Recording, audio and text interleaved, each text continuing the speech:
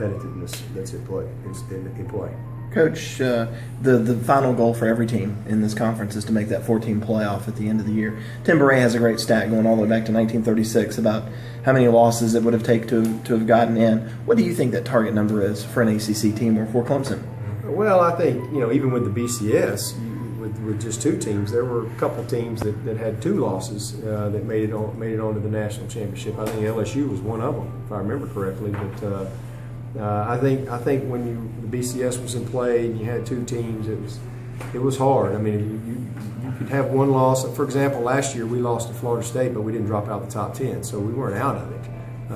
Anything could have happened, and so I think that's the key is who you lose to.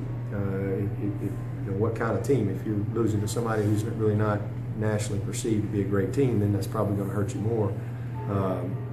But I think you got a little bit more room for error. But with it expanding to 4, and then with the human poll now, with the human people that are evaluating it, a team that's gone 12-0 over here, but they don't have any wins over ranked opponents, and this team over here has 1 or 2 losses, but they've lost to 2 top 5 teams by 2 field goals.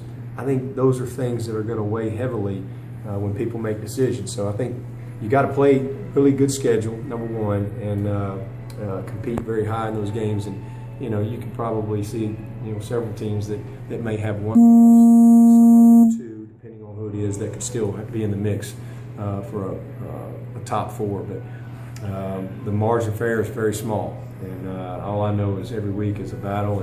And for us, we want to have a seat at the table when it's all said and done. All set.